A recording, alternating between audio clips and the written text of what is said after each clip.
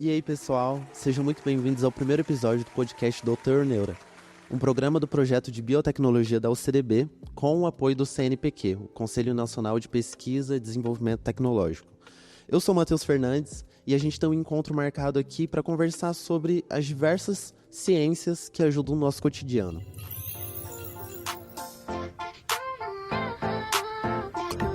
Com o caderno na mão fui pra minha sala estudar. A aula tava meio chata e decidi tomar um ar. Mas não é porque eu sei que eu deixo de entender o assunto. Porque eu sou podcast e aprendo mais sobre esse mundo. Doutor Neura Podcast. Deixa dinheiro e vem assistir o podcast. Doutor Neura Podcast. Deixa dinheiro e vem. Aqui no podcast Doutor Neura, a gente vai conhecer diversas pesquisas que ajudam o nosso cotidiano, nosso dia a dia. E hoje, no primeiro episódio, eu tô com uma convidada muito especial, a pesquisadora Caroline Paes, que vai contar pra gente um pouquinho sobre a sua área de estudo.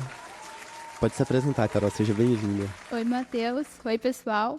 É um prazer estar sendo convidada para participar do primeiro episódio aqui do podcast. Vai ser um grande prazer estar falando um pouquinho sobre o nosso trabalho que vem sendo desenvolvido aqui na universidade. Sim, é um prazer ter você aqui. Eu queria saber qual que é a sua área de estudo, Carol.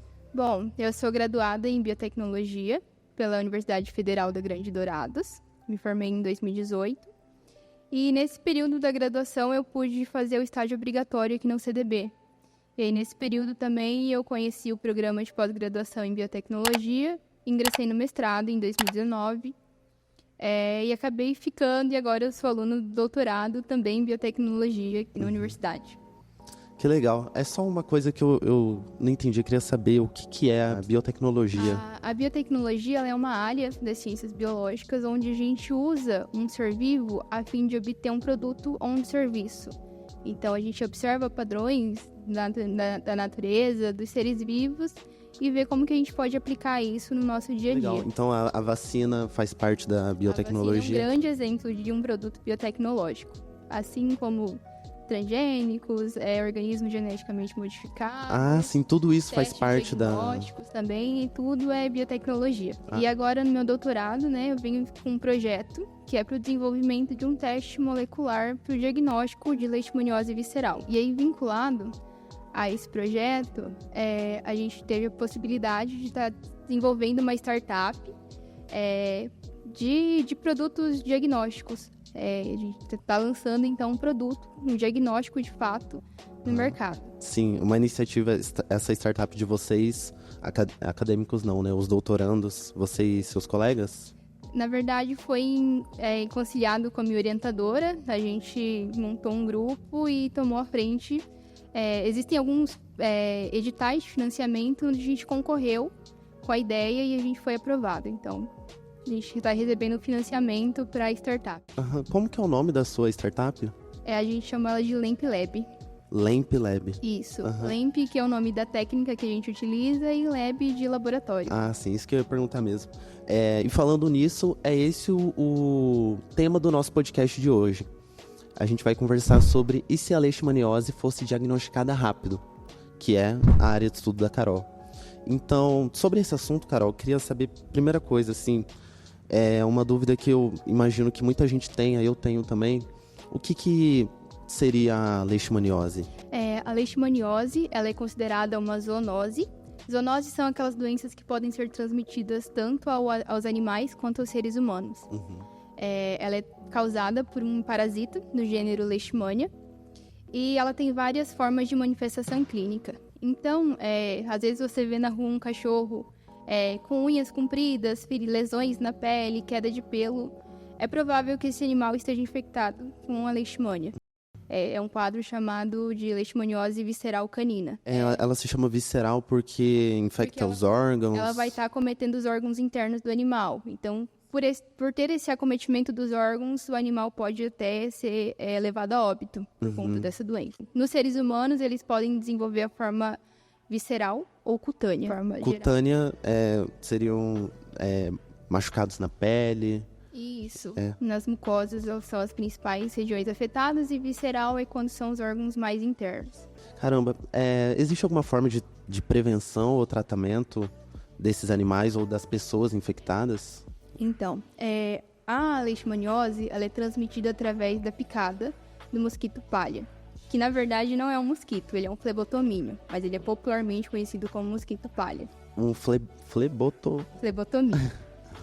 E diferente do mosquito da dengue, que ele vai estar se reproduzindo em locais com água acumulada, o flebotomínio ele se reproduz em locais com muita matéria orgânica acumulada. Então, uma das principais formas de prevenção é você estar fazendo a limpeza dos ambientes, a fim de evitar o acúmulo desse material orgânico. Também existe uma vacina disponível para os animais e coleiras com repelentes, que vão estar repelindo, então, o mosquito. Que legal essa ideia da coleira repelente, né? Isso faz parte da biotecnologia também, né?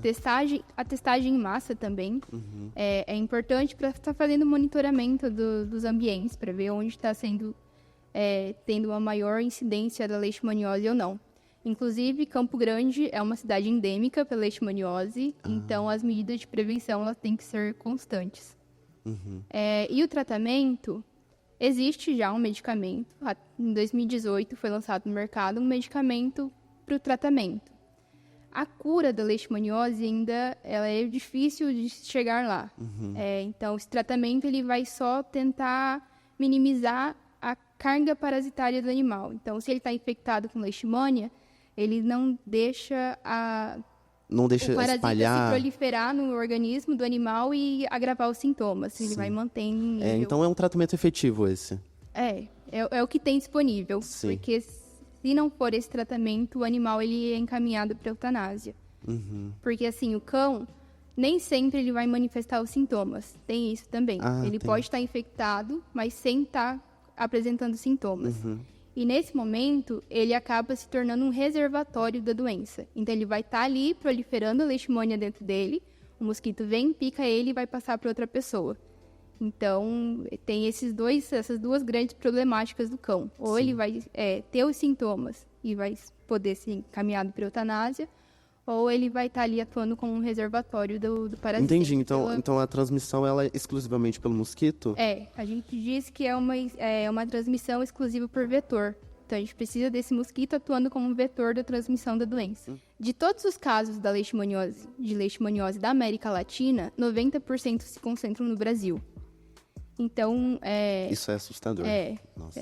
Por isso que a gente diz que o Brasil é uma região endêmica para leishmaniose, a gente tem uma alta incidência. Isso indica não sei se crise, mas indica que o tratamento sanitário, que as condições aqui no Brasil não dão tanta atenção, né? A leishmaniose ela é considerada uma doença negligenciada. Ela é uma doença que não se existem tantos recursos para o desenvolvimento de diagnósticos, para o desenvolvimento de tratamentos. Por isso que só em 2018 foi ser lançado um tratamento para os cães.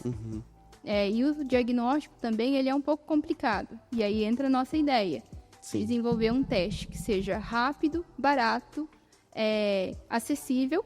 Porque assim, os testes que tem disponíveis atualmente, eles precisam de uma estrutura laboratorial. Então você precisa ter equipamentos caros, você precisa ter mão de obra especializada, não é qualquer pessoa que pode fazer. O resultado vai demorar quase 7 dias para ser entregue. E nisso o animal já pode ser infectado. Então, e fora que a testagem em massa se torna inviável, você testar grandes amostras da população.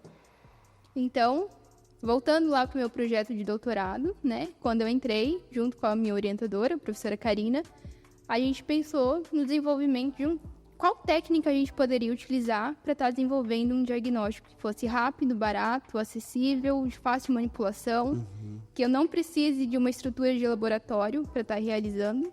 E a gente conseguiu desenvolver aí um protótipo.